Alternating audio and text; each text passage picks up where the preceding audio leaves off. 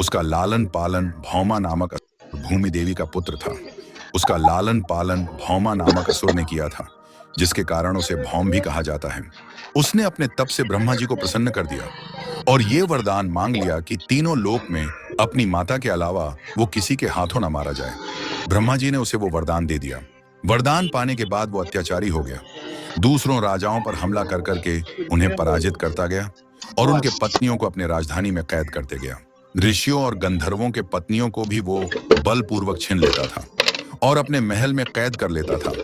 इसी तरह उसने 16,000 कन्याओं को अपने महल में कैद कर लिया था। भूलोक और नागलोक पर अपना आधिपत्य जमाने के बाद नरकासुर इंद्र के स्वर्ग लोक को पाने के लिए लालायित हो उठा और एक दिन उसने स्वर्ग के राजा इंद्र के अमरावती नगरी पर आक्रमण कर दिया और भयंकर युद्ध में देवताओं को हराकर उनकी अमरावती नगरी, इंद्र का वज्र, ऐरावत हाथी और कुबेर का खजाना छीन लिया। युद्ध में नरकासुर से हारने के बाद देवतागण ब्रह्मा जी के शरण में पहुंचे और उनसे सहायता मांगी।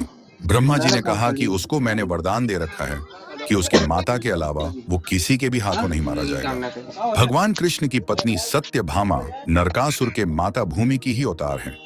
उनके हाथों वो मारा जा सकता है। इसलिए आप लोग कृष्ण के पास जाइए और उनसे सहायता मांगिए। देवताओं की विनती करने पर श्री कृष्ण ने अपनी पत्नी सत्यभामा के साथ गरुड़ पर सवार होकर नरकासुर का अंत करने के लिए उसके राजधानी प्रागज्योतिषपुर की तरफ निकल पड़े। नरकासुर और भगवान कृष्ण के बीच भयंकर युद्ध हुआ और अंत में श्री कृष्ण की पत्नी सत्यभामा ने नरकासुर पर बाणों की बरसात कर दिए, जिससे नरकासुर का अंत हो गया। भगवान कृष्ण नरकासुर के महल में गए और कैद की हुई 16,000 कन्याओं को मुक्त करवा दिया। पर उन कन्याओं ने जब अपने अपने समाज में गई तो समाज ने ये कहते हुए उन्हें अपनाने से मना कर दिया कि वो दूसरे पुरुष के कैद में रहकर आई हैं।